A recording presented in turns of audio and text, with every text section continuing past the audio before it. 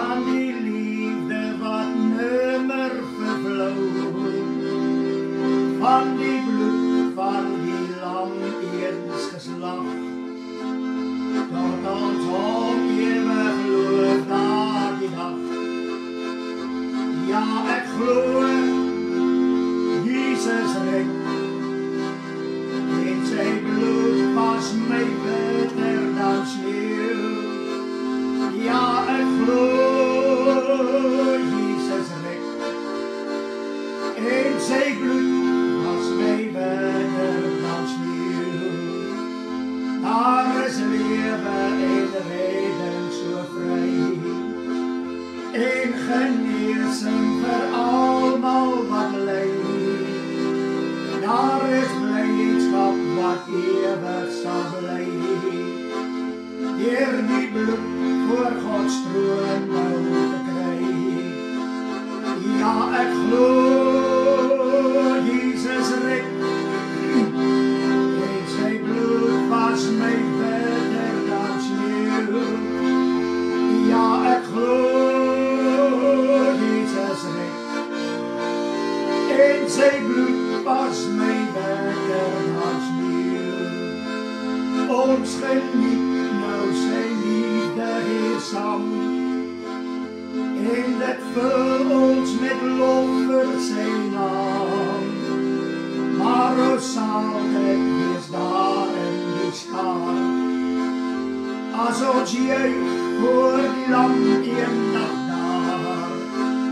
Ja, ek glo, Jesus red, halleluja, en sy bloed was my beter dan sneeuw. Ja, ek glo, Jesus red, en sy bloed was my beter dan sneeuw. Ons volhard in sy naam tot hy kom, en hy bring ons die ewige rus. In sy lieflikheid sien ons vir hom, en sy huis op die salige kus. O ja, ek glo, Jesus red, halleluja, en sy bloed was my beter dan sneeuw. O ja, ek glo, Jesus red, en sy bloed was my beter dan sneeuw. Nou sal ons maar die vlag hier laat zweef, met ons waagwoord om heilig te leef, tot ons daarvoor die kroon sal verdien, maar ons hom in sy heerlijkheid sien. Halleluja, ja, ek glo, Jesus red, halleluja, en sy bloed was my beter dan sneeuw. Ja, ek glo, Jesus red, en sy bloed was my beter dan sneeuw. Ja, ek glo, Jesus red, halleluja, en sy bloed was my beter dan sneeuw. Ja, ek glo, Jesus red, halleluja, en sy bloed was my beter dan sneeuw. Oh, prys die Here, halleluja, en sy bloed was my beter dan die sneeuw. Prys die Here, halleluja. Oh, halleluja, dankie Here Jesus. Vader, ons dankie dat ons in hierdie oomblik na u toe kan kom, in die mooie naam van u Seun, ons Here Jesus Christus. Oh, Here Jesus, ons dankie, ons kan waarlik sing. Ja, ek glo, Jesus red, en sy bloed was my beter dan die sneeuw. En Here, ons kan almal saam getuig van dit wat u in ons lewens gedoen het, deur dat u ons skuld weggeneem het en ons bitter gewas het as sneeuw. Daarom het u laat weet in die woord, kom laat ons die saak uitmaak, sê die Here, al was jou sonde soos kalaken, dit sal wit word soos wol. Halleluja. En ons dank die Here, dit sal ook wit word soos sneeuw op die gras. Halleluja. Prys die Here se groot en heilige naam. En Here, dankie dat u ons almal wat ver was, deur u kosbare bloed naby gebring, sodat ons deel kan wees van 'n ewigheid, deel kan wees van die gemeentes van God, deel kan wees van die liggaam van Christus. Halleluja. Alleen deur u kosbare bloed, en daarvoor prys ons u in hierdie dag, dat ons weet, alles het gekom deur u bloed. Dankie vir 'n Nuwe Testament. Ja, Here, u bloed in die Nuwe Testament. Nuwe Testament, die nuwe verbond, die nuwe beloftes. Ja, Here, dankie. Al hierdie wonderlike dinge het plaasgevind deurdat u bloed vir ons gestort het. En daarom glo ons en weet ons, ja, ons glo Jesus red. Halleluja. Nou, Here, dis vir elke mens op hierdie aarde. Dis nie net vir een of 'n paar nie, maar dis vir almal. Alleen hulle wat wil kom, kan kom drink. Alleen hulle wat wil kom, kan gereinig word deur die bloed van die lam. Kinders van God word, sodat hulle nie verlore sal gaan nie. Ons eer u in hierdie dag daarvoor, in Jesus se naam. So dank ons u dat ons in hierdie oomblik kan bid vir almal wat siek is. O Here, net soos wat u deur u bloed gekom het, sodat die wêreld gered kan word, net so het u wonde, Here, vir ons gegee, genesing in Jesus naam. En Here, nie net vir een nie, maar vir almal wat genesing nodig gehad het. Here, en u het dit self gedoen. U het almal gesond gemaak terwyl u op aarde was. Dit is wat u doen en ons prys u daarvoor. Dis u woord en die woord sal verbring word. Dankie vir elke sieke wat u gesond maak tot verheerliking van u naam. So bid ons vir elke gebedsversoek. Here, ons het reg deur die woord gelees, waar daar lofgesange was, omdat u gemeente se gebede geantwoord het en gehoor het. En daarom weet ons, Here, u bly dieselfde, tot vandag toe. In die Nuwe Testament het u gesê, vra en julle sal kry. Soek en julle sal vind, klop vir julle sal oopgemaak, bid en julle sal ontvang. O Here, dit is so wonderlik, dat ons kan bid vir al hierdie gebedsversoeke ook, wat elkeen het in Jesus se mooi naam. So bid ons dan ook weer eens vir reën, al die plekke waar het nog nie gereën het, en ons eer u, halleluja, vir al die reën wat u reeds vir ons gegee het. O Here, nie net vir ons in hierdie land nie, maar vir die buurlande ook.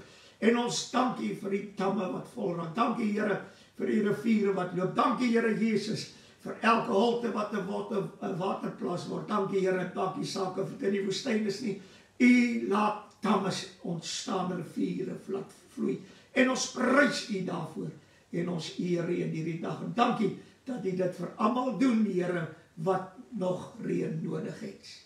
Eer u daarvoor. So bid ons vir die onfeilbare woord, Here, en die belangrikste is, dat elke oor wat kan hoor, dat hulle sal hoor wat die Gees aan die gemeente sê. Ons wil u net eer, Here, dat die woord van die Here is volmaak.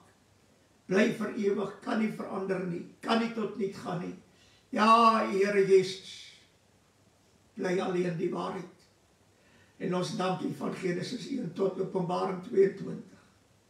Is dit u woord wat alles gedra het. Is u woord wat alles in vervulling laat kom het. Is u woord, halleluja, Here, wat u 'n nageslag vir u gesoek het en gekry het onder die mensdom. Dankie dat u so wonderlike God is en dat die woord van die Here aan ons gegee is. Het vlees geword, onder ons kom woon, en ons het sy heerlikheid aanskou, en ons aanskou dit nog steeds vandag. En daarom bid ek, Here, dat die mens, elke mens sal aandag gee, soverre die woord van die Here aangaan, en die waarheid sal glo, tot geregtigheid, tot verheerliking van u naam. Baie, baie dankie, Here, dat wanneer ons dan luister na die woord van die Here in hierdie môre, dat elkeen sal luister en sal glo dit wat hy hoor en lees. Vra dit in Jesus naam. Here, want as ons dit nie glo nie, dan raak ons 'n ongelowige. En ons sal die koninkryk van die hemel nooit ingaan nie. Baie dankie dat u elke oor bestryk met die kosbare bloed en die Here ons eer nie. Omdat ons weet, halleluja, u sal elkeen seën wat luister na die woord en daaraan gehoorsaam is. En ons prys u daarvoor in Jesus naam. Amen en amen. Prys die Here, ons is dankbaar om saam te wees. Ons groet u almal in die mooi naam van ons Here Jesus Christus. Ek is pastoor Flippie Gerber telefoonnommer is 082-874-1705. Nou, ek het laas Sondag het ek gepraat oor 4 diere van Daniël, die beeld van Daniël en hoe dat al hierdie koninkryke tot niet gegaan het. Maar daar is 'n koninkryk of koninkryke wat op aarde sou wees wanneer Christus hier gebore word. En dit het so gebeur, net soos die woord het sê. En ons weet dat uit daardie koninkryke van die 4 diere, uit hulle het ook sal die Antichrist geopenbaar word.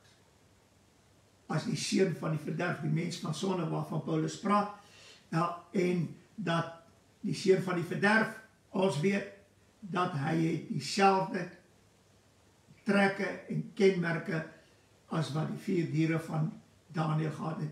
En die valse profeet gaan weer optree as die een wat sal sê, ons moet 'n beeld aanbid. En daarom is die beeld van Daniël daar, en daarom is die 4 diere daar, want die beeld van Daniël en die 4 diere word in 1 hoofstuk in Openbaring beskryf. En dis Openbaring 13. Daar is baie goed wat ek nog vir u kan sê, maar die Here het met my gepraat oor iets wat baie belangrik is. En ek wil dit vir u lees. En dit is in Matteus 24.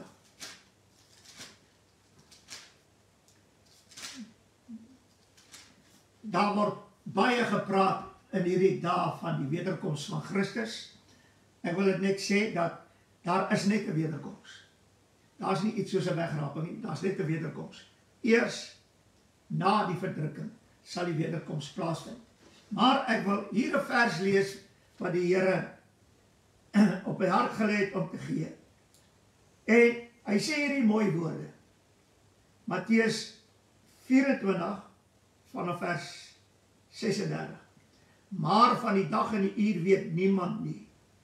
Ook nie die engele in die hemel nie, maar net my Vader alleen. En dit sal wees soos in die dae van Noag. Hy sê, so sal ook die koms van die seun van die mens wees. Want net soos hulle in die dae van voor die sonvloed, toe hulle geëet en gedrink het, getrou en huwelik uitgegee het, tot op die dag dat Noag in die ark ingegaan het, en dit nie verstaan het voordat die sonvloed gekom het, almal weggevoer het nie. So sal dit ook met die koms van die seun van die mens wees. Hierdie een versie, en dit nie verstaan het voordat die sonvloed gekom het nie. En ek wil nou vandag hier vir iets baie duidelik sê, ons kry die 5 wyse en die 5 dwaase maagde, en dan kry ons natuurlik die verstandige, hy praat ook van die verstandige maagde en 5 dwaase maagde. Dit meen, daar is verstandiges en daar is dwaases. Nou die verstandiges verstaan wat in die woord geskrywe staan. Want die Heilige Gees kom en hy leer en lei ons in die hele waarheid. En die Here gebruik predikers, en hulle is nie baie nie, aan wie hy die verborgenhede van die evangelie van die koninkryk openbaar. Sodat ons dit wat in die skrif staan, wat geskrywe staan, sodat ons kan sien wat lê binne in elke skrif. Ons kan nie 'n skrif lees en dan dink ons weet nou alles nie. Nee, die Heilige Gees moet dit aan ons openbaar deur ons te leer en te lei in die hele waarheid, sodat ons verstandig kan raak. Die dwaas ene is al wat hy doen, hy luister na 'n preek of hy gaan kerk toe en hy hoor die woord en sê, ag, dis mooi gewees, en hy verstaan nie wat in die tyd waarin ons lewe wat werklik gebeur nie. Ek wil net hier iets sê. Mense vra of ons in die verdrukking is. Ons is nog die van Christus se tyd nog. Tot in hierdie dag was die Christene, kom ons sê, die wedergeborenes, die Christene, wat hulle self later die kerk genoem het. Nou, die kerkstorie is afkomstig van van die katholieke kerk. Ja, maar die gemeentes, Paulus het die gemeentes gestig. En wat interessant is, van die gemeentes se tyd af. Christus was die eerste een wat vervolg is, verdruk is, gemartel is, gedood is, terwille van hierdie evangelie. En die wat hom volg, sal ook verdruk word, vervolg word, gedood word, gemartel word, terwille van hierdie evangelie. En dit kom deur van die eerste Christene, van die disciples af, die 120 in die oppersaal, van daardie dag af, is hierdie gemeente van Christus onder verdrukking, vervolging, marteling, doodmaak ensovoorts, regdeur tot in hierdie dag, toe dit nog nie opgehou nie. Ons in Suid-Afrika, die Here God weet, ons het 'n voorreg dat ons nog nie gemartel is, doodgemaak is, vervolg is en verdruk is terwille van die evangelie. Alhoewel ons alreeds ligte verdrukkinge ingaan. Paulus praat van hierdie ligte verdrukkinge. En omdat daar nou in Suid-Afrika ligte verdrukkinge is, nou wil hulle weet of dit die verdrukkings, die groot verdrukking, dit is nie, die groot verdrukking kan eers kom as die antichrist geopenbaar is. Dan eers kan hy kom. En tot en met daardie tyd sal ons verdrukking hê, sal ons doodgemaak word. En ons in Suid-Afrika behoort op ons knieë te gaan en aan die Here baie dankie te sê. Here, al hierdie verdrukkingkies wat ons nou belewe, dankie dat dit nog met ons goed gaan. Maar dit lyk vir my, die Here is besig om Suid-Afrika aan die verdrukking te sit. En jy kan maar vir my sê, maar dit is nie so nie. Ek is die bruid en ek gaan niks oorkom. Ek wil vandag vir jou sê, raak ontslaaf van die storie. Ons in Suid-Afrika is besig om in verdrukking te gaan, vervolg te word en gemartel te word en doodgemaak word terwille van Christus. Hoor wat ek vandag vir u sê. Ons gaan dit nie vryspring nie. En dit is nog nie die einde nie. Die einde kom eers met die antichrist. Ons is nog, en dit wat die Here gesê het, vervolging, verdrukking, aardbewings, oorstromings, ensovoorts. Hy sê, dit is die smarte. Dit is die begin van die smarte. Maar dit is nie die einde nie. Ons is nog in die tyd van die smarte. En ek wil vandag vir u iets sê. En u moet dit ter harte neem. Ek meen, die mense wat glo hulle is die bruid, hulle sê Israel kan nie die bruid wees nie. Ek gaan nou vir die skrifte gee, om die teendeel daarvan te bewys. Ek gaan nie oor die bruid praat nie, ek wil net dit wat die Here vir my gee het aan die oordrag. Maar wat nie belangrik is. En omdat Israel nie deel van die bruid is nie, sal Israel in die groot verdrukking ingaan, want die Here gaan hulle nog vir 'n laaste keer, laaste maal bykom. Ek wil jy moet baie mooi luister asseblief. Want as ons in Suid-Afrika nie ons gesindheid gaan verander teenoor Israel nie, gaan die Here met ons deel. Of jy kind van God is, of jy sê jy's 'n Christen, en of jy glo jy's die bruid, die Here gaan met ons deel.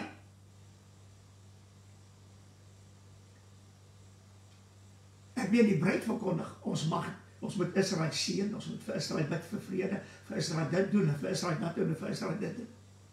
Maar die Here weet, en hy selfde monde, kom 'n vervloeking oor Israel, sover dit die groot verdrukking aangaan. Ek wil vandag vir u sê, Israel gaan nie weer in ons plek wees nie. Die Here God is besig om Israel te herstel. En hy Israel verwerp as gevolg van hulle ongehoorsaamheid, om die heiden in die saligheid in te bring. En nou kom die heidene en hulle sê, dat die Here gaan Israel weer bykom in die groot verdrukking. Die Here God, julle weet nie waarvan julle praat nie.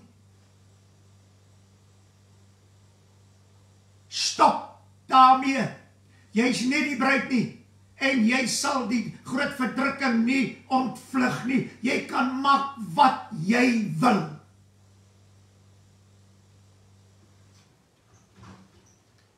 Hierdie klop groot predikers van Amerika, van Harari, John Hagee, wat het openbloot versprei, dat die Here gaan vir Israel weer bykom in die groot verdrukking vir 'n laaste maal. Die Here weet, hy man weet nie waarvan hy praat nie.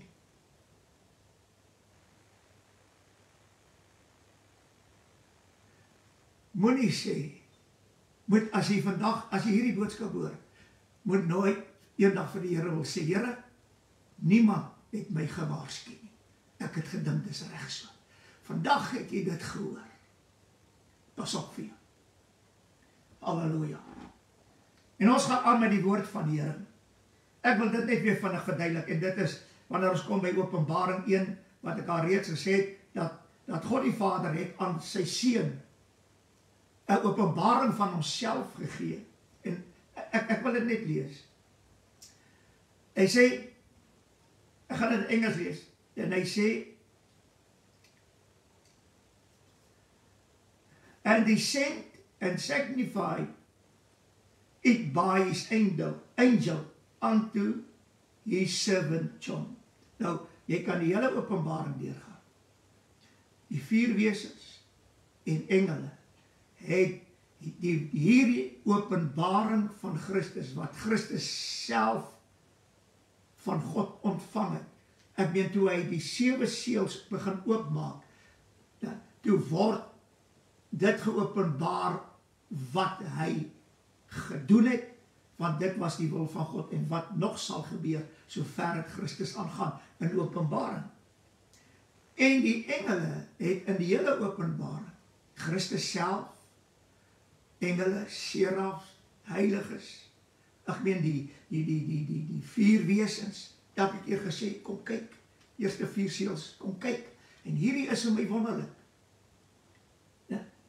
En dis alles aan Johannes geopenbaar. Want hy moes dit opskrywe. Hy sê dit so mooi in Engels, who bear record of the word of God. Die Afrikaanse woorde sê dit so mooi. Halleluja. Wat getuig het van die woord van God. Maar die Engels sê, who bear record of the word of God. Wat getuig het van die woord van God. En die getuienis van Jesus Christus, alles wat hy gesien het, is die 2de vers van die 1ste hoofstuk. Salig is die wat die woorde van die profesie lees, en die wat het hoor, en die wat het bewaar wat daarin geskryf is, want die tyd is naby. En hier is 'n interessante ding. Hier sê die woord van die Here vir ons, jy moet dit lees, jy moet dit hoor, en bewaar. Daar is niks uit God se woord wat jy kan bewaar as jy dit nie verstaan. En nou sê die Here Jesus, wat ons lees in Matteus 24, hy sê, en hulle het dit nie verstaan nie, en ek bid die Here vir groot genade, dat hulle wat sê, hulle is weergebore, kinders van God, dat hulle net sal verstaan, want as hulle verstaan, sal hulle verstandig word. Want dit lyk vir my die kerkwêreld, selfs die Pinksterkerke, verstaan nie God se woord nie.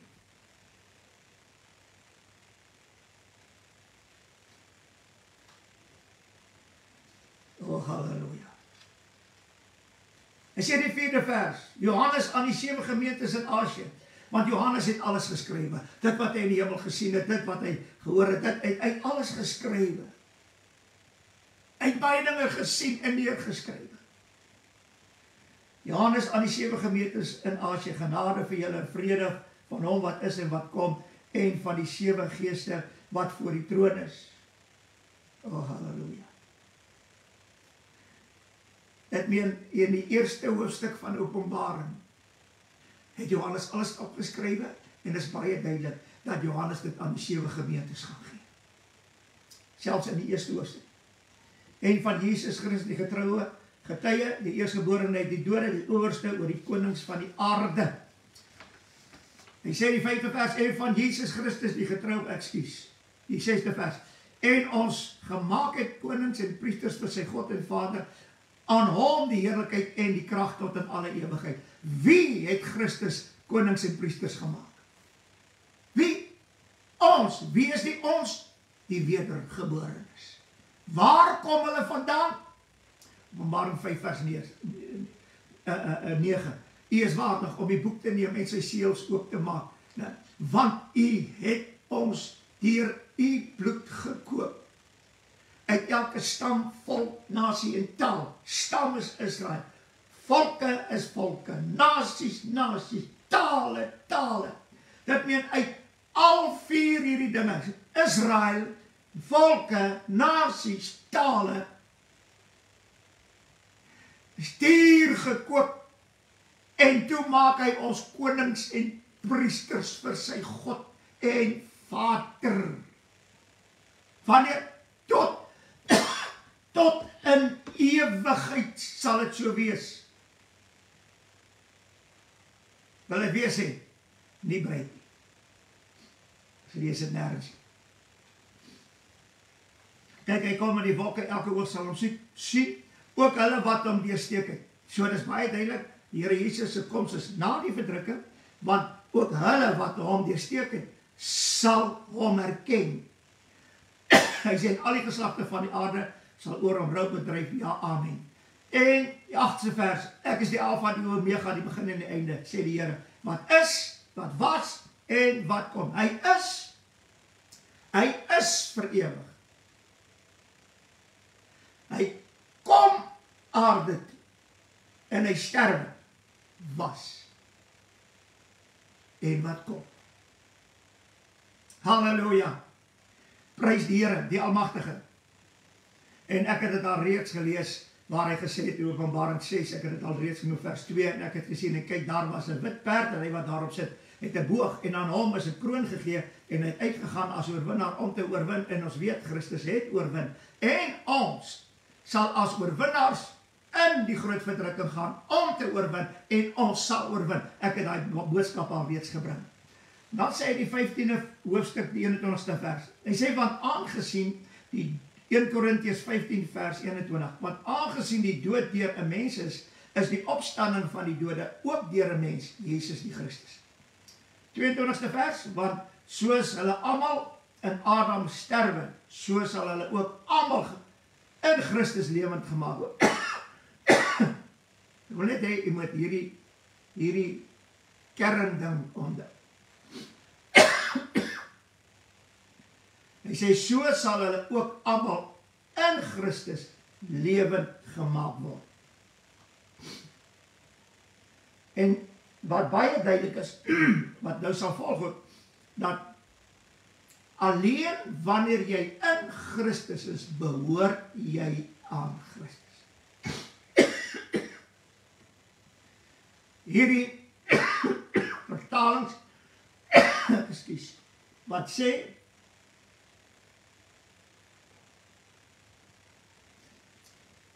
jy moet 'n verhouding met die Here hê, is die grootste leen wat daar is. Jy kan nie met die Here verhouding hê. Jy moet in hom wees om aan hom te behoort. Nou verder gaan.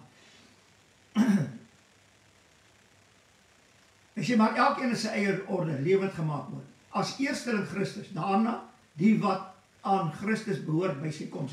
Dit meen, wanneer die Here kom, daai dag, die wederkoms na die verdrukking, dan moet jy nog steeds aan die Here behoort. Want as jy nie aan die Here, nou preek hulle vir julle moet 'n verhouding hê. So waarmee is hierdie mense besig?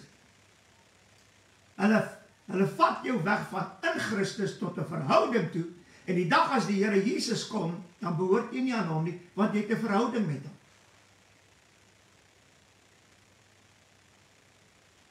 Hoor wat ek sê? As jy nie meer in Christus is nie, die dag as hy kom, dan behoort jy nie meer aan hom nie, want jy het 'n verhouding met hom. Dit is wat hierdie Bybelse vertalings doen, en dit is wat hierdie prediker spreek vandag, wat glo in 'n wegrap om ons is die breed. Kom ons gaan lees die woord van die Here verder. Halleluja. Glory. Dit meen, as jy iets weglaat, hulle laat dit weg, dit wat in Christus, ons moet in Christus wees, om aan hom te behoort. Hulle laat die in Christus weg, sodat ons nie meer aan hom behoort nie, en met hom 'n verhouding kan nie. Christus stel nie daarin belang om met jou 'n verhouding te hê. Maar jou broer, gevaar al nie met jou nie, want jy is nie sy by. En nog minder die vrou. Halleluja. Kom ons gaan net verder. Halleluja. Daarna kom die einde wanneer hy die koninkryk aan God die Vader oorgee en hy alle heerskappe en alle gesag en alle mag vernietig het. Nou hier is 'n interessante ding. Christus het die koninkryk aan die Vader oorgegee volgens hierdie skrif. Ek kan nie nou alles verduidelik nie, maar volgens die skrif aan die Vader oorgegee. Toe kom hy aarde toe en hy bid die Onse Vader gebed, laat u koninkryk hê. Dit meen, Vader, laat u koninkryk kom, want ek het die koninkryk aan u oorgegee, terwyl ek op aarde is, terwyl ek nou gaan optree as hoë priester vir die mens, vir 2000 jaar lang, tot ek weer terugkom. En van hierdie hele tydperk het ek die koninkryk aan u oorgegee. U is nou die koning, ek is die seun. U berei vir my die bruilofsmaal ensovoorts. Ek kan skrif op skrif aanhaal. En daarom het hy gebid, laat u koninkryk, Vader, laat u koninkryk kom. En hoor wat sê die woord van die hoor verder. Nou, as hy alle gesag en heerskap as hy alle heerskap, hy alle gesag en mag vernietig het, en Christus het dit kom doen. Hy het alle heerskap, hy het die koninkryke van die aarde vernietig. Ons lees dit in Daniël. Nou, hierdie klip, wat hierdie beeld aan sy voete geslaan het, het hierdie hele beeld fyn gemaal en is deur die wind weggewaai en ons het gehoor, dis die wind van die Gees. Op die dag van Pinkster is hierdie koninkryke vernietig, is weggewaai. Christus het alle heerskappy, alle gesag, alle gemag op aarde vernietig. En die woord sê in Matteus 28 aan die Here Jesus sê, aan my is gegee alle mag in die hemel en op die aarde. Want hy het al hierdie heerskappy, al hierdie gesag, alle mag het hy vernietig. Dis waarom hy gesê het, vir ons gesê, aan julle gee die mag oor die krag van die vyand. Dit meen, die vyand is kragtig, maar die mag is van hom al weggeneem. Is al mag wat hy nog gaan hê, is aan die einde in Openbaring 13, want deur die woord van die Here sal daar weer mag aan die duiwel gegee word, sodat die antichrist gaan openbaar kan word, en sodat hy sy laaste 7 jaar van vryheid op hierdie aarde kan geniet.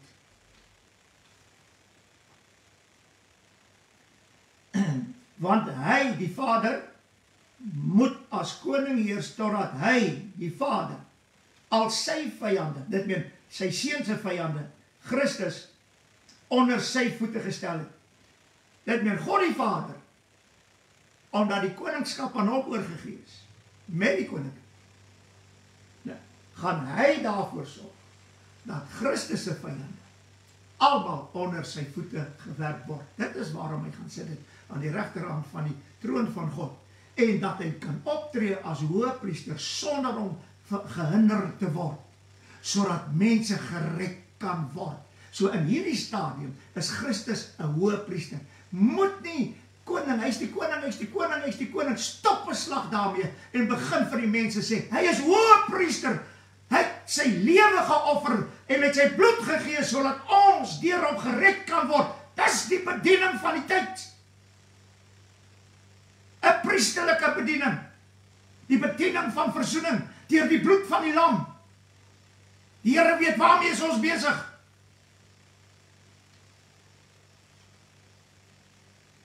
Hy sê die 15 hoofstuk, dis 1 Korintiërs 15 vers 26, die laaste vyand wat vernietig moet word is die dood. Nou dit moet nog kom. Halleluja. Maar hy sê, want in hom is al die volheid van die godheid liggaamlik, en julle het die volheid in hom, wat as hoof is van alle owerheid en mag. 11de vers, en wie julle ook besny is met die besnydenis wat nie met hande verrig word nie, deur die liggaam van die sondige vlees af te lê, in die besnydenis van Christus. Halleluja. In die besnydenis van Christus. Christus is totaal besny, sy hele liggaam.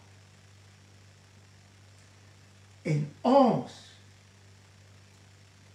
word besny met dieselfde besnyding. Dis waarom Paulus sê, ek dra die littekens van Christus in my liggaam rond. Ons dra dit ook rond, want ons is besny, wat is na die, halleluja, wat nie met hande verrig is nie. Halleluja, die besnydenis van Christus. Kolossense 2 vers 12, omdat julle saam met hom begrawe is in die doop, waarin hy ook saam opgewek is deur die geloof in die werking van God, wat hom uit die doodheid opgewek het. 13de vers, en julle wat dood was deur die misdade en die onbesneedheid van julle vlees, het hy saam met hom lewend gemaak, deurdat hy julle misdade vergewe het. Nou hier is interessant, ons as onbesneed, dis die heidene, wat dood was in ons misdade en ons onbesneedheid van vlees, het hy saam lewend gemaak. Hoe? Wat het ons nou gelees? Omdat julle saam met hom begrawe is in die doop, waarin julle ook saam opgewek is, en lewend gemaak word. So, en het saam met hom lewend gemaak het, deur julle al die misdade te vergewe. En dan sê die 14de vers, en die skuldbrief teen ons, dit meen vir die onbesnydenis, vir die onbesnedenis, en die skuldbrief teen ons, onbesnedenis en Israel, al is hulle besny. Nou, was die skuldbrief, moes eers tot uit die weg geruim word, en dit is uit die weg geruim. Halleluja. En nou sê hy, en die skuldbrief teen ons, Paulus praat hierso van al twee. Daar is 'n skuldbrief, ons was nie onder die wet nie. Israel was onder die wet, en God, en die Christus kom haal hulle onder die wet nie, sodat hulle geregverdig kan word. En ons wat nie onder die wet was nie, daar is 'n skuldbrief, en die Israeliete wat onder die wet uitgehaal word, daar is ook 'n skuldbrief teen hulle. Dit meen, hierdie twee het een geword, en die woord sê so, wat met insetting ons vyandig uitgedel en uit die weg geruim is deur dit aan die kruis vas te naal. Waar die insettinge, wat is dit? Die wet met sy gebooie. Is uit die weg geruim en hy het dit aan die kruis vasgenaal. 2 Korintiërs 2 vers 5, Kolossense 2 vers 5, en nadat hy owerhede en magte uitgekleed en hulle in die openbaar tentoongestel het en daardeur oor hulle getriomfeer het. Dit meen, met dit wat Christus gedoen het om die skuldbrief weg te neem, deur dit aan die kruis vas te naal, het hy oor die magte, halleluja, nadat hy owerhede en magte uitgekleed en hulle in die openbaar tentoongestel en daardeur oor hulle getriomfeer het. Dit meen, hy het oor alle heerskappye, alle mag, alle gesag, het hy getriomfeer wat op die aarde was, en hy vernietig die koninkryke van Nebukadneser, wat uit Nebukadneser uitkom. Daar het nog koninkryke gekom, maar ons weet, is interessant, dat hulle het gegaan van Nebukadneser, het het gegaan na die 3 diere toe, die eerste 3 diere, met 7 konings, en dan die 4de dier het 10 konings, en later enetjie is ontwortel, en dit het die 8ste horingkie geword. Ek het al reeds laas Sondag daaroor gepraat. Maar Christus kom en hy vernietig alles daar. En die Romeinse ryk het voor Christus begin en hy deurgeloop, maar met Christus is die Romeinse ryk verdeel in 3. Herodes die Grote, nou sy koninkryk is in 3 verdeel. En nadat hierdie 3 koninkryke in 39 na Christus in 41 en in 41 is 'n nuwe Herodes gekies, en hy het net vir 'n kort tyd, ek dink iets soos 5 of 6 jaar, het hy geregeer. En toe is daardie koninkryke verby. Toe het ons begin keisers kry, en ons het begin konings kry, en toe het afgegaan na eerste ministers toe. Dit wat ons vandag mee sê. Kom ons gaan net verder. Christus het oor almal getriomfeer. Halleluja. Kom ons gaan kyk wat hoe prys die Here.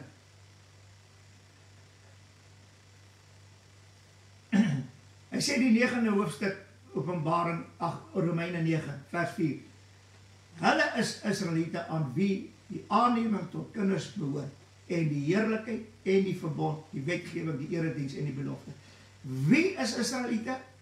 Wil jy my nou baie mooi luister? Dis nie Israel wat daar is nie. Dis nie die 12 stamme nie. Hulle is Israeliete. Mooi luister wat ek nou gaan sê. Aan wie die aanneming tot kinders behoort. Ek wil net vra, het jy die Heilige Gees aangeneem? Het jy die Heilige Gees ontvang tot aanneming van kind? Ja. En dit is wat die skrif sê. As 'n Israeliet die Heilige Gees ontvang, dan word hy as kind aangeneem. As ons die Heilige Gees ontvang, word hy as kind aangeneem. En nou sê hy, Paulus hierdie woorde, hulle is Israeliete aan wie die aanneming tot kinders behoort. Dit meen, ons is nou die ware Israel. Want die Israeliet wat die aanneming tot kinders ontvang het, en ons wat die aanneming tot kinders ontvang het, ons is nou die ware Israeliet. Daar is nie meer heiden en Israeliet in Christus nie. Dis waarom ons in Christus moet wees. Want die wat die aanneming tot kinders ontvang het, ek meen, aan hulle behoort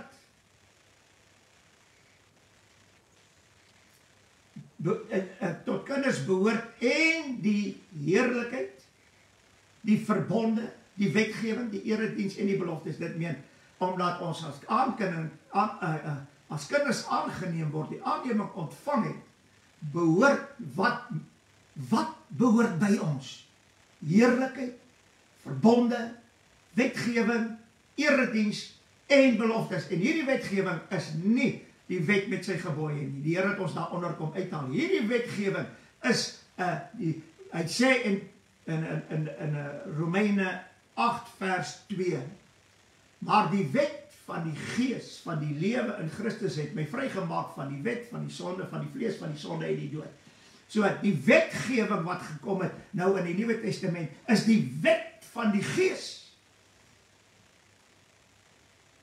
En dis die wet van die vryheid. Want waar die gees is, daar is vryheid. So die wetgewing, dan die erediens, 1 Korintiërs 14. Dis die erediens.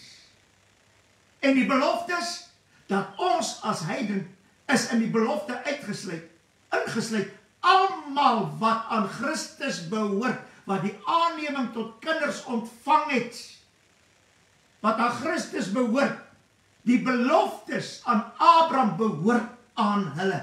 Dis Israeliete en heidene. Halleluja. Dis baie duidelik. Die mense wat glo in 'n wegraap, dat die heiliges is die bruid van Christus. Maar in hierdie heiliges is Israeliete en heidene. En nou sê hulle nee, maar Israel is nie die bruid nie. Kan u sien waarmee hierdie mense besig is? In Christus is ons in Israel een nuwe mens. En daarom kan ons nie die bruid wees nie. Maar hierdie mense lieg en hou aan lieg oor die bruidstorie en sê nee, dis net vir die heidene wat, en dan gebruik hulle vir Rut en Boas, dan sê hulle nee, maar dis sy se heidense vrou wat met hierdie ene kom wat getrou word uit iemand wat uit die stam van Juda kom, en dis die teken dat die heidene die bruid van Christus is. Kan mense so dwaas in hulle verstand wees? Of kan ek eerder sê, nou, het hulle van hulle verstand afgeraak? Maar weet jy wat? Hierdie storie, ons is die bruid. Hierdie predikers maak miljoene rande uit ons as kinders van die Here. Wat hulle die leuen laat glo, en is al wat hulle pocket is geld. Hulle voel verder vir hulle niks. Halleluja. Hy sê, hierdie mooi woorde. Romeine 8 vers 9. Julle is egter nie in die vlees nie. Glo jy dit? Maar in die gees. As naamlik die gees van God in julle woon. Maar as iemand die gees van Christus nie het nie, die behoort nie aan hom. Jy verstaan nie, as jy die gees van Christus nie, dit meen, as jy nie die Heilige Gees tot aanneming van kinders ontvang het nie, dan behoort jy nie aan Christus nie. En dis waarom die duiwel die Heilige Gees, die doping met die Heilige Gees, die vuur, die krag, ek meen die heerlikheid en die vrees van die Here en die spreek van 'n Heilige Gees taal wat niemand verstaan nie. Dis waarom hulle dit alles teestaan. Want hulle behoort nie aan Christus nie. My broer, my suster, as jy aan Christus behoort, asseblief luister net vandag.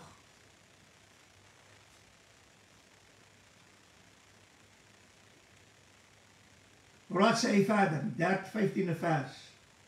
Hy sê, want julle het nie ontvang 'n gees van slawerny en weer te vrees nie, maar julle het ontvang die gees van aanneming tot kinders, deur wie ons roep, Abba, Vader. 13de vers, hy sê, want as julle na die vlees lewe, sal julle sterwe, maar as julle deur die gees die werke van die liggaam doodmaak, sal julle lewe. En ons, die predikers, is vandag om die werke van die liggaam te herleef, en daarom noem hulle die liggaam van Christus, die kerk van Christus, die bruid van Christus, want dit is alles vleeslik.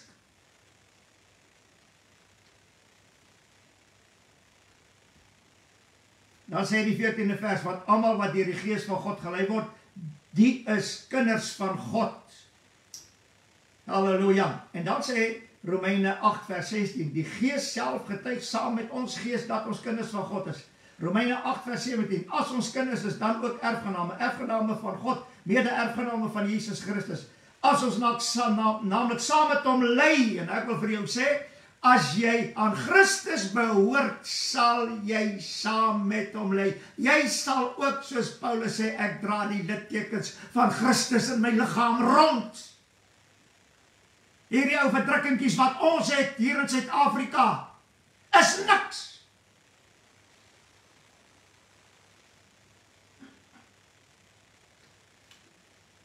Sodat ons ook saam met hom verheerlik kan word. As jy nie saam met hom verdruk word, as jy nie saam met hom gemartel word, as jy nie saam met hom vervolg word nie, as jy nie saam met hom ly nie, halleluja, as jy nie saam met hom doodgemaak word nie, ek meen, is daar vir jou geen eerlikheid nie. Jy het gekies om die Here te dien. Nou volg die Here soos wat sy woord sê jy moet hom volg.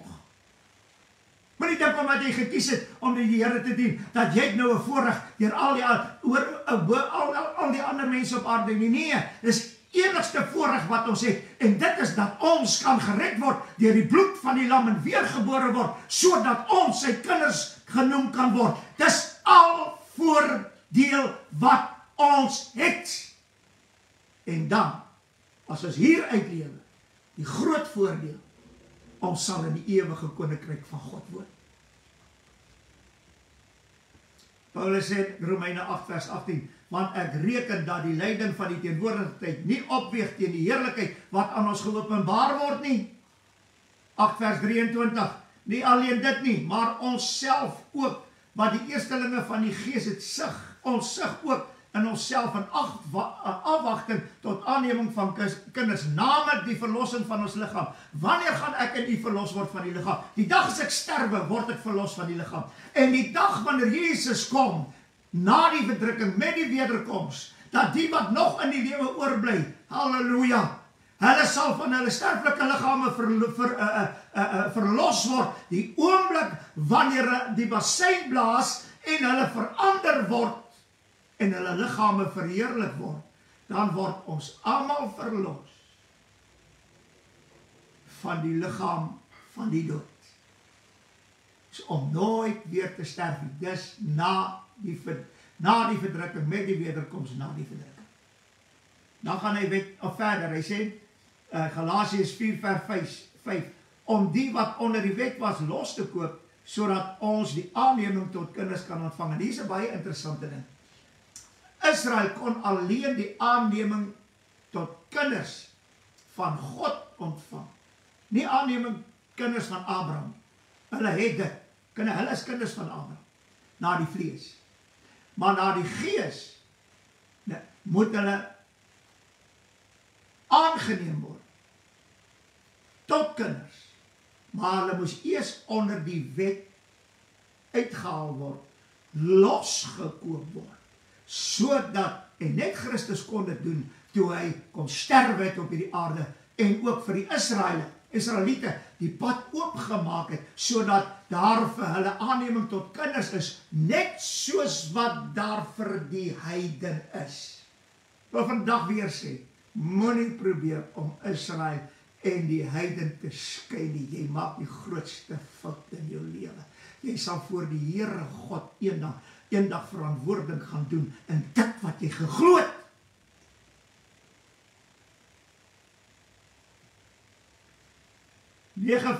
Romeine 9 vers 5, aan wie die vaders behoort aan wie die vaders behoort, en uit wie die Christus is. Halleluja. Al hierdie goed behoort aan die vaders. Maar om dit te ontvang,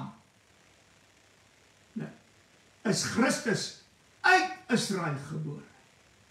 Na die vlees. Sodat hy die vlees kan afsterwe. En in die gees vir ons die weg kan baan, vir ons in die Israeliete, tot die aanneming van kinders. Dis waarom hy sê, halleluja, die vorige vers wat ek gelees het, na die vlees, hy wat oor alles is, God waaragtig tot in ewigheid. Dit meen, Christus het aan die vaders behoort. Baie interessant, want die saad was by die vaders. En die hele volk Israel het aan die vaders behoort. En uit hulle is Christus gebore. Uit sterwe, sodat hulle uit hierdie toestand uitgehaal kan word, sodat hulle ook die aanneming van kinders kan ontvang, net soos wat die heidene dit sal ontvang. Prys die Here. Maar eerste vir Jood, die Jood het het eerste ontvang, die Israel het eerste ontvang, en toe die heidene. Ja, maar hoe kon hulle? Die 120 in die oppersaal was allemaal Israeliete gewees. En hulle het eerst die Heilige Gees ontvang tot aanneming van kinders. En toe het hulle daarvan af uitgegaan en hulle die heidene onder die evangelie onder die Israeliete verkondig. En daarvan af het het uitgegaan naar die heidene toe. Eerst die Israeliete, dan ons. Halleluja. Dan natuurlijk sê die woord van die Here verder. Paulus sê hierdie woorde. Romeine 9 vers 6, maar ek sê dit nie asof die woord van God verval het nie, want hulle is nie allemaal Israeliete wat uit Israel, halleluja, is nie. Hulle is nie allemaal Israeliete wat uit Israel is nie. Waarom? Want solank as wat hulle in die vlees bly, is hulle nie die ware Israel. Die ware Israel sal ontstaan deur hulle wat die Heilige Gees ontvang het tot aanneming van kinders, Israeliet en heiden. Dis die ware. Onthou, Israel is die volk. Die heiden word ingevoeg en hy word deel van die ware wynstok. Die heiden. So Israel sal bly tot in ewigheid. Die heiden word in dit ingevoeg. Want Israel is eerst. Toe word ons in dit ingevoeg. En dit wat nou vir Israel geld vir ons. Ek praat van die geestelike Israel. Nie van die vleeslike nie. Maar is omdat hierdie klomp die vleeslike Israel verkondig, dis waarom hulle glo in 'n wegraping, en as ons is die bruid in 'n huwelik in die hemel en die regterstoel in die hemel. Dis waarom hulle al hierdie leuns glo en hulle maak net geld. Dis al wat hulle is nodig. Hierdie goed moet net nie uitkom nie. Hierdie goed moet julle net nie glo nie, want dan gaan hulle geld verloor.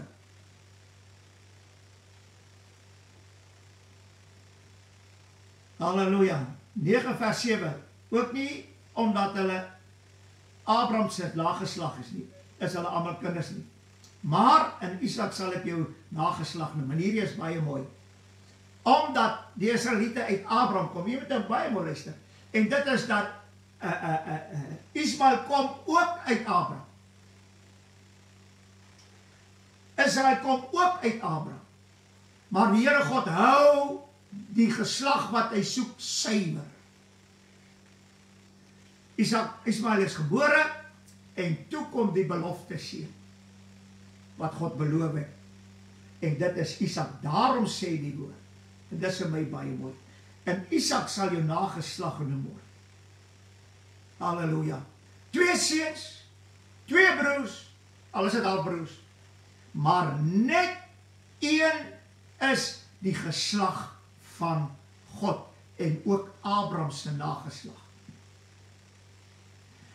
En as Abraham se nageslag die geslag van God wil word, dan moet hulle weergebore word om in Christus te kom, om aan Christus te behoort, en dan alleen sal hulle die geslag van God wees. Halleluja. Wat wetgewing, erediens, belofte, verbond, heerlikheid. Ek meen, dit behoort aan die kinders dan. Die heidene ingesluit dan. Kom, ons gaan net verder.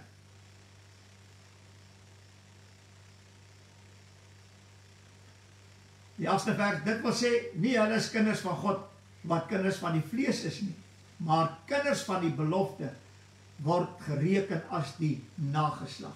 Is dit nie mooi? Israel is die kinders van die vlees. Abraham.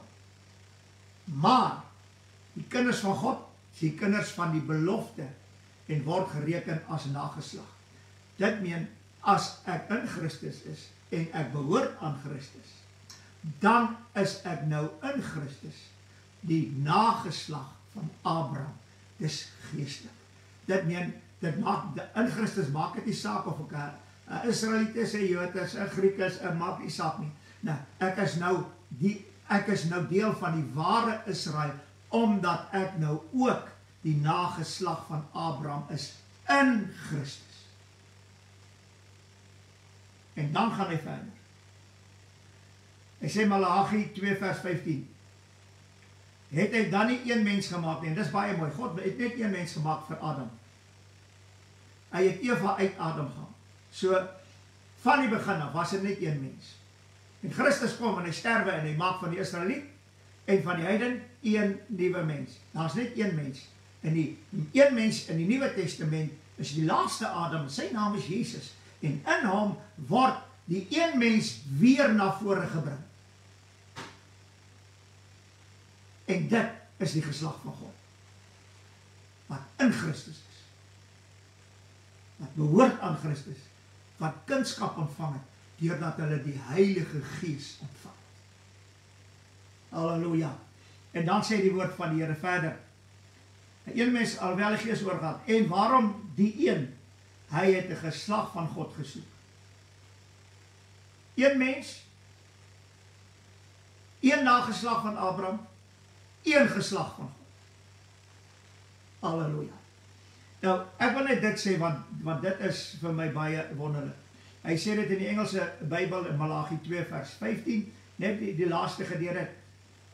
And therefore one, that he might seek a godly seed. God het 'n goddelike saad gesoek, en hierdie goddelike saad, ek wil dit vir u noem, het hy in sy seun gevind. Maar hierdie goddelike saad het van Abraham af oorgegaan na Isak toe, sodat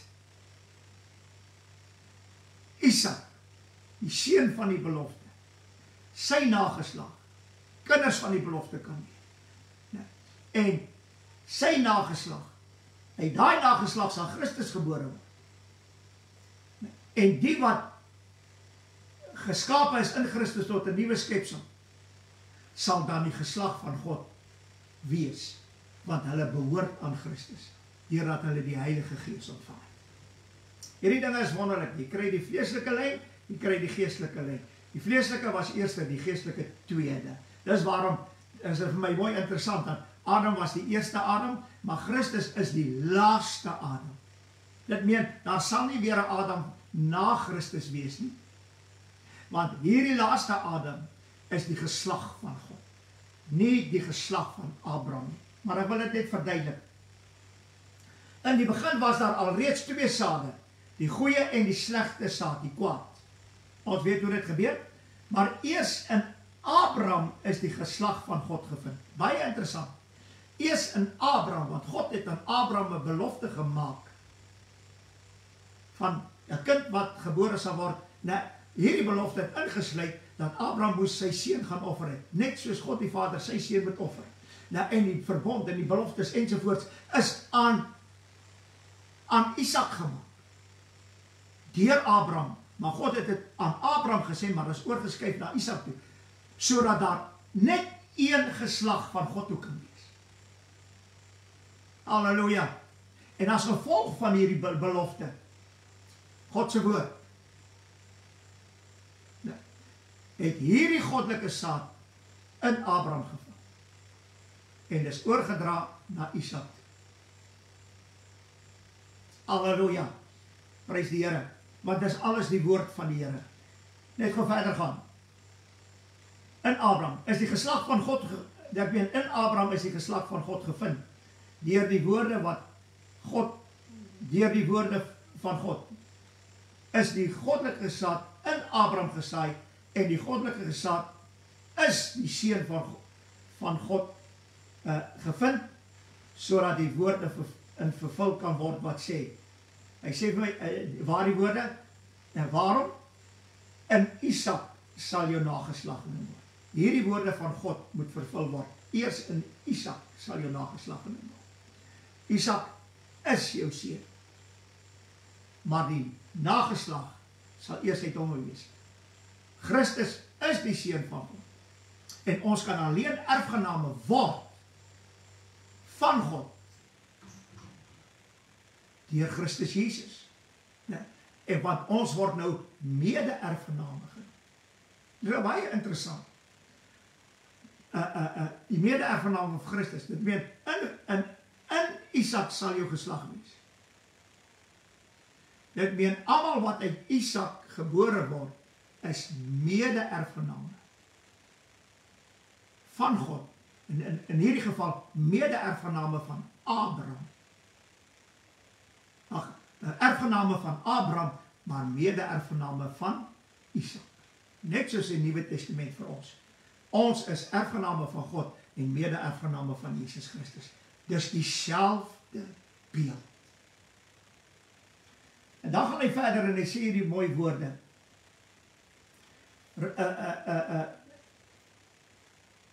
Openbaring 5 vers 5. Toe sê een van die ouderlinge vir my, moenie weet nie, kyk, die leeu uit die stam van Juda is. Kyk, die leeu wat uit die stam van Juda is, die wortel van Dawid, het oorwin om die boek oop te maak en sy 7 seels te bring. Eerste seel, hy het oorwin, en hy het oorwin om die boek oop te maak, want hy alle heerskappy, alle gesag, alle gemag, het hy vernietig. Net die dood nog. Halleluja. En dan gaan het verder en hy sê hierdie mooi woorde. Prys die Here. Weer wil ek het sê, en Isak sal jou nageslag genoem word. Waarom Isak? Maar ons broeders is soos Isak. Galasiërs 4 vers 28. Ons is soos Isak. Paulus praat met die heiden en met die Israeliet. Maar ons broeders, want ons het nou broers en susters geword, saam met Israel. Ons is nie ingevoeg nie, ons is ingebore.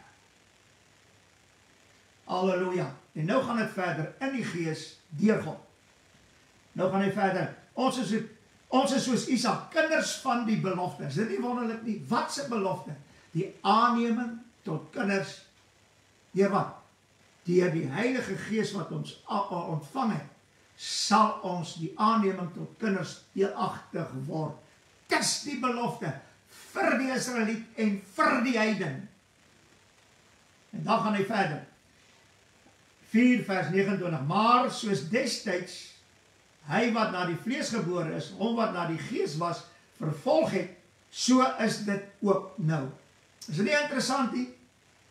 Wie vervolg mekaar? Die kerk teen kerk. die geslag van God, uiteindelik die vleeslike mens, ek weet wat sê hulle is wedergeboorte, hulle vervolg die geestelike ene, nog steeds vandag, selfs in die Pinksterkerk. Halleluja. Ons wat die waarheid preek, nou daar's nie 'n wegraping nie, daar's nie 'n bruidjie en daar's nie 'n huwelik in die hemel nie en daar's nie 'n regterstoel daar nie. Ons word vervolg. Hoor wat ek vandag vir u sê.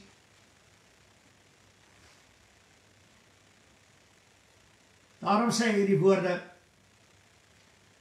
4 vers 30, maar wat sê die skrif? Werp die slavin en haar seun uit, solank as wat jy nie die aanneming tot kinders ontvang het nie, is jy nog in slawerny. Hy sê, want nooit mag die seun van die slavin saam met die seun van die vrye erwe nie. Daarom my kinders, my broeders, ons is nie kinders van die slavin nie, maar van die vrye. En hy sê, Jerusalem daarbo is vry en sy is die moeder van ons almal. Daarom my broeders, Galasiërs 4 vers 31, ons is nie kinders van die slavin nie. Wie is hierdie kinders? Wie is die slavin? Gaan lees Openbaring 17. Babylon, die moeder van die hoere en haar kinders wat in slawerny is. Halleluja. Nou sê hy verder, maar van die vrye, ons is kinders van die vrye. Jerusalem daarbo, sy is die moeder van ons almal. Halleluja. Prys die Here. Wat ek al reeds gepreek het, Efesiërs 2 vers 15. Kom ons lees die 13de vers eers. Maar nou in Christus Jesus het julle wat vroeër ver was naby gekom, deur die bloed van die lam. Alles werk deur die bloed. Israeliet, heiden, maak nie saak nie. Maar as jy deur die bloed kom, deur die bloed gered word, dan is jy een volk. En hierdie volk word genoem die ware Israel van God. Besny na die hart. Nou gaan hy verder en hy sê, 15de vers, deurdat hy in sy vlees die vyandskap tot niet gemaak het. Waar die vyandskap? Die vyandskap tussen Israel en die heiden. Naamlik die wet met gebooie. Dit meen die wet met sy gebooie was die vyandskap tussen die Israeliete en die heiden. Die hele tyd. Wat in insettinge bestaan. Wat het Christus daarmee gemaak? Hy het dit tot niet gemaak. Sodat hy die vrede te maak, hierdie twee, nie met die wet nie, en gebooie nie, en insetting nie, maar vrede gemaakt is in Israel en die heiden. Die twee in onsself tot een nuwe mens kon skep. Waar die nuwe mens? Hy, wat die Gees, die Heilige Gees ontvang het, tot aanneming van kinders. Jy het 'n nuwe mens geword. Jood, Israeliet of heiden. Volk en nasies tale. Dan gaan hy verder, die derde hoofstuk van Efesiërs 3 vers 4, waardeur julle, as julle dit lees, my insig in die verborgenheid van Christus kan verstaan. Efesiërs 3 vers 5, wat in ander tye aan die mens nie bekend gemaak is, soos dit nou aan die heilige apostel en profete geopenbaar is deur die Gees, naamlik, Efesiërs 3 vers 6, dat die heidene mede-erfgename is, en medelede van die liggaam van wie? Van Christus, en mededeelgenote aan sy belofte in Christus deur die evangelie. Wat is die beloftes? Dat ons sal die Gees, die Heilige Gees, tot aanneming van kinders ontvang. Mededeelgenote aan sy belofte. Wat is hierdie belofte? Die Heilige Gees wat ons sal ontvang. Ons is mededeelgenote van hierdie belofte tot aanneming van kinders in Christus. Deur die evangelie.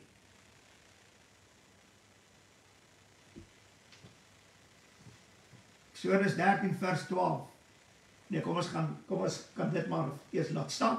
Hy sê Markus 9 vers 41, want elkeen wat vir julle in my naam 'n beker water gee om te drink, omdat julle aan Christus behoort, om aan Christus behoort, moet jy die Heilige Gees tot aanneming, jy moet deur die wedergeboorte kom en die Heilige Gees ontvang tot aanneming van kinders, sodat jy aan Christus behoort. En as jy aan Christus behoort, en iemand gee vir jou, wat aan Christus behoort, 'n glas water om te drink, sê die Here Jesus, voorwaar ek sê vir julle, hy sal sy loon sekerlik nie verloor.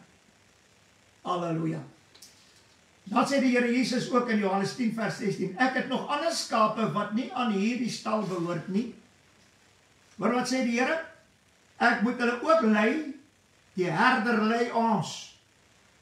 Hy is nie nou koning nie. Interessant.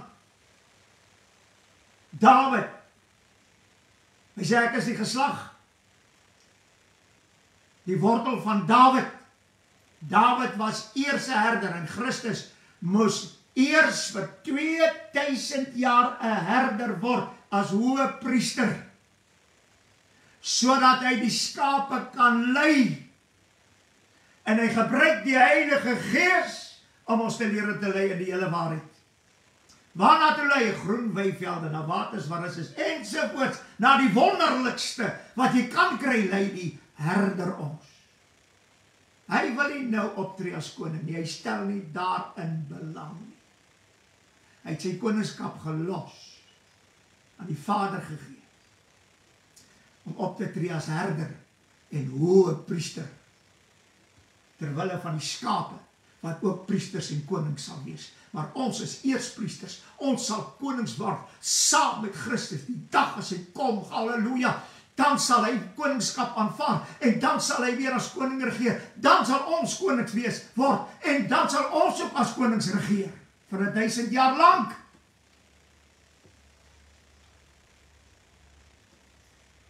Hy sê, en hulle sal na my stem luister, en dit sal wees een kudde, een herder, maak nie saak hoeveel skape, ook in krale is nie, dit sal op die eind, hulle wat my stem ken, want die skape luister na sy stem, en hulle sal na my stem luister, en dit sal een kudde wees, een herder, waarom? Dis een gemeente van God, een liggaam, en ek wil vandag vir jou sê, jy kan maak in hierdie lewe net wat jy wil, jy kan glo net wat jy kan die wêreld omkeer, jy en ek sal 'n skaap bly, nie sy bruid word nie.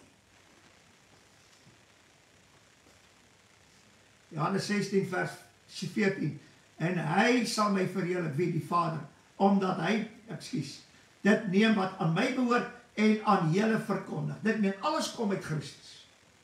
Ons wedergeboorte, goeie saad, kinders van God, die Heilige Gees, alles, want Christus is die doper met die Heilige Gees. Dit meen, die Heilige Gees haal alles uit wat aan Christus behoort.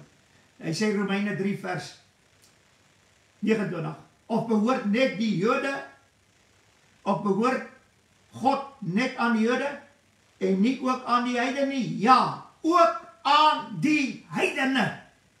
Israel eerst. Israel behoort eerste aan God, en God behoort aan hulle. Maar toe kom die heiden ook in, en hulle behoort aan Christus, en nou behoort God aan hulle. Oh, halleluja.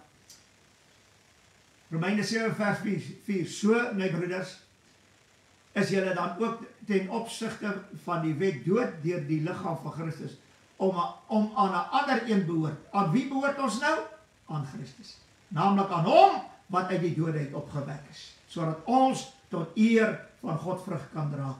Die 9de vers van die 8ste hoofstuk Romeine. Julle is egter nie meer in die vlees nie, maar in die gees. Naamlik as die gees van God in julle woon. Maar as iemand die gees van God nie het nie, die behoort nie aan my nie. Dit meen, as jy nie die Heilige Gees ontvang het tot aanneming van kinders nie, behoort jy nie aan Christus nie. En ek wil vir jou sê, jy moet die Heilige Gees ontvang met vuur, krag, heerlikheid, vrees vir God, en die spreuke in 'n Heilige Gees taal. Hoor die woord van God.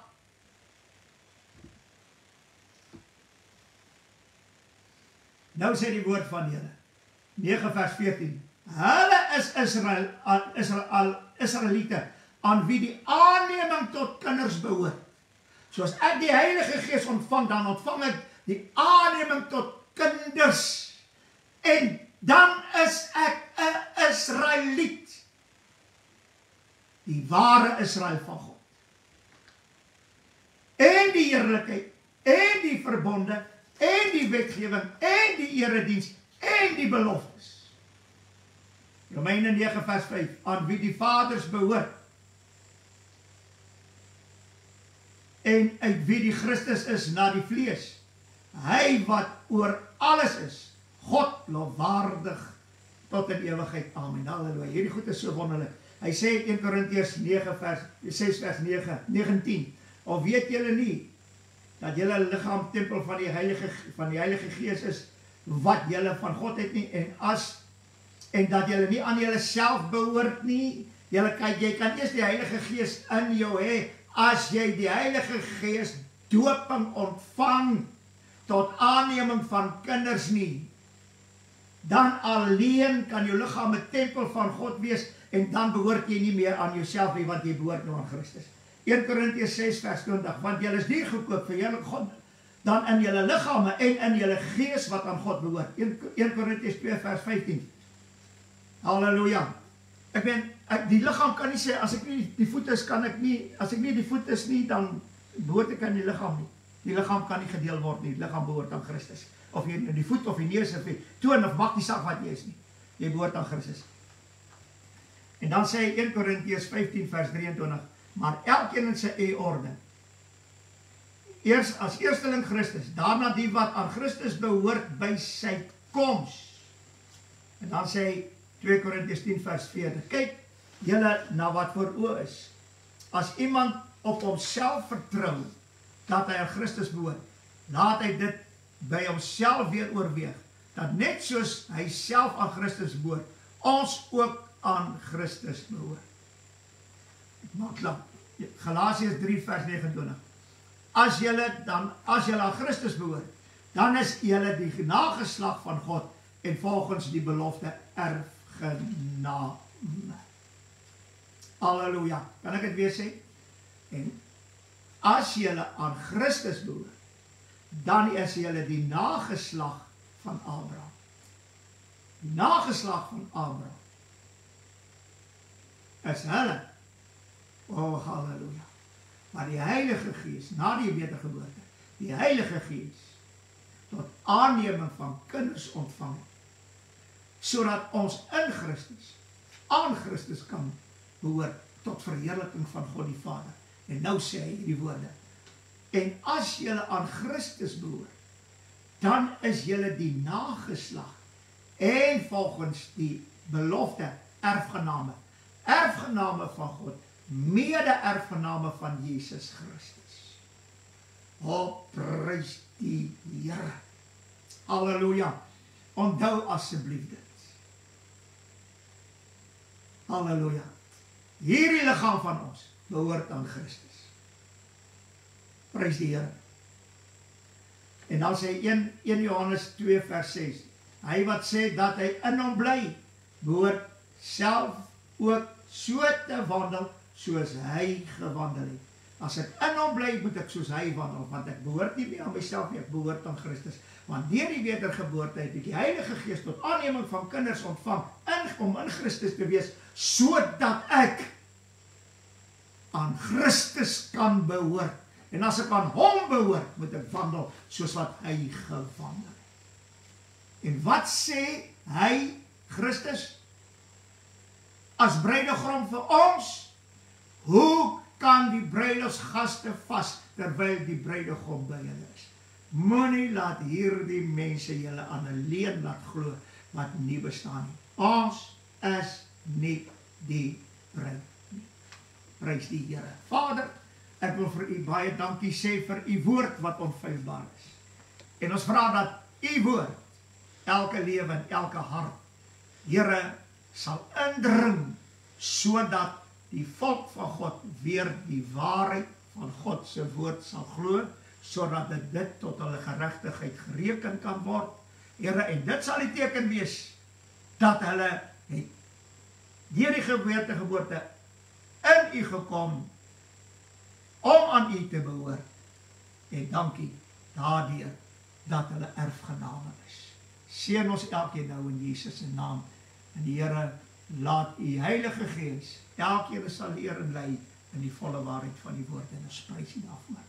Amen en amen.